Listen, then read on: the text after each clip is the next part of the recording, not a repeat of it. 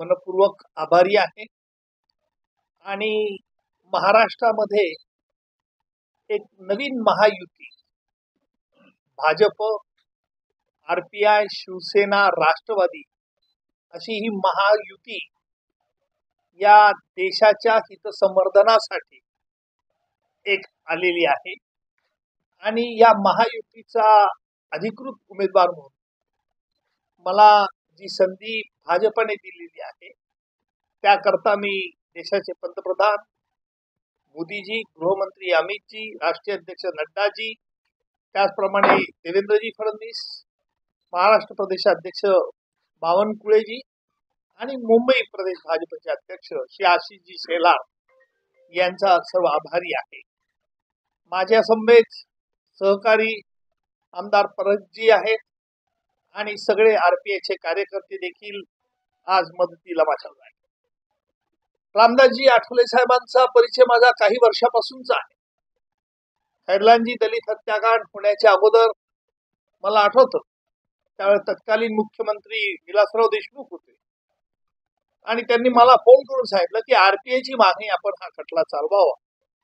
त्याप्रमाणे मी खटला चालवला। परंतु आठवले साहेब, मी स्पष्टपणे सांगतो की आपलं मन हे फार मोठं आहे, विशाल आहे। कारण हा खैरलांजी खटल्यात मृतांना न्याय मिळाला, आरोपींना फाशी शिक्षा झाली। आपण माझा पत्रकार संघात सत्कार केला होता, अपेक्षा केली होती व्यक्त की मी राजकारणात यावं। त्यावेळेला मी नम्रपणे नकार दिला होता आणि आठवले साहेबांनी तेव्हाच मला सांगितलं होतं की तुम्ही आरपीआयचं तिकीट आत्ताच घ्या, मी तुम्ही निवडून या।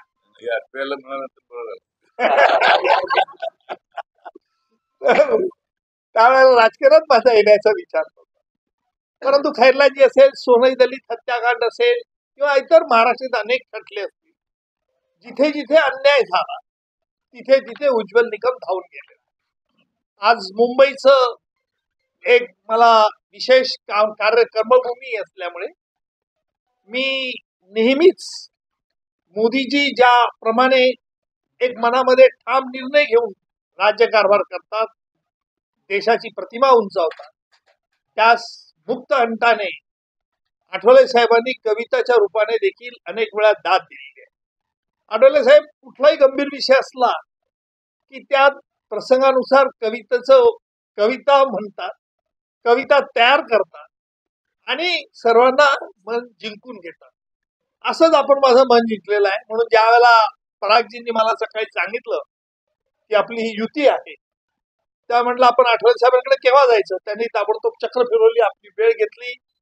आपल्याला थोडा माझ्यामुळे वेळ झाला, पत्रकार मला सोडत नव्हते, त्याच्यामुळे थोडा उशीर झाला। त्यावेळी मी दिलगिरी व्यक्त करतो। परंतु मी एक गोष्ट आपल्याला ग्वाही देतो की या मुंबईची सेवा करायची आहे। हा विडा माझ्या मनात मी उचललेला आहे। सुशांत सावंत चे अध्यक्ष आहेत, तेही माझ्या बरोबर आहेत आणि तन्मन धनाने सगळे भाजपचे आणि आरपीआयचे ही युती जोरात कामाला लागेल। शिवसेना, राष्ट्रवादी ही देखील लोक आहेत आणि आपण एक वेगळा आदर्श अब की बार 400 बार हा मोदीजींची जी घोषणा आहे त्याच्यात आपण सगळेजण हातभार लावू अशी मला खात्री आहे। आपलं सहकार्य आपण मोठ्या मनाने त्वरित ऑन कॅमेरा कबूल केलं, याबद्दल मी आपला देखील मनपूर्वक आभारी आहे। शेवटी असंच म्हणेल की भाजपा, आरपीआय, शिवसेना, राष्ट्रवादी महायुतीचा विजय असो।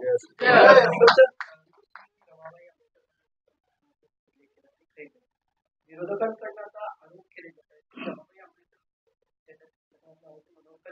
यांना तुमच्यामुळे अॅट्रॉसिटी अंतर्गत सुद्धा होणे हे तुमच्यामुळे झाले, त्यामुळे तुमचा विरोधक एक हात तुमच्यावरती कोणत्या सोशल मीडियावरती करण्यात आला। मनोहर कदमला शिक्षा झालेली आहे।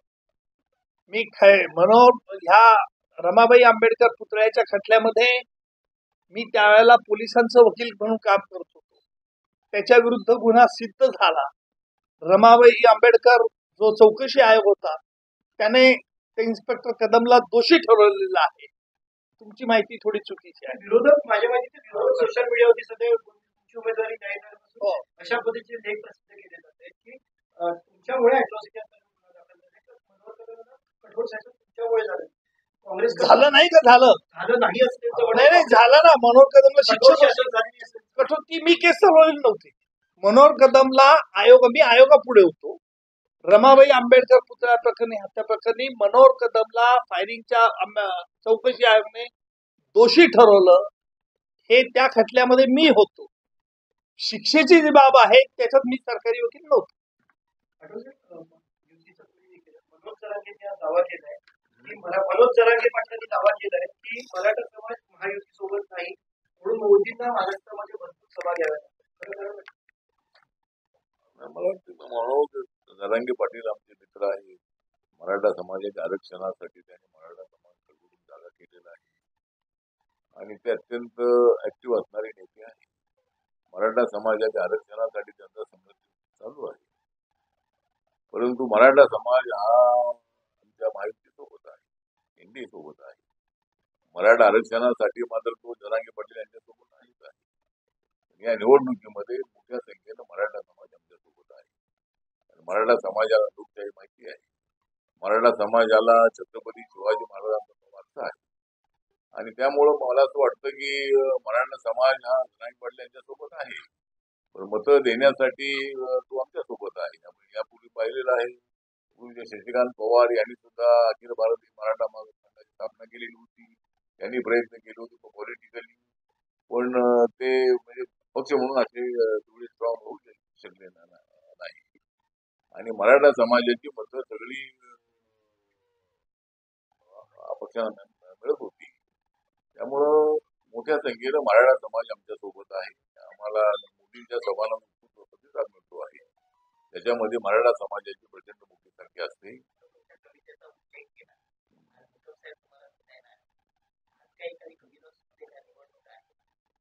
कविता म्हणजे आता एक तर म्हणजे उत्तर मध्य मुंबईच होणार आहे उत्तर मध्य मुंबईचं होणार आहे कारण आता त्या ठिकाणी खासदार बनणार आहे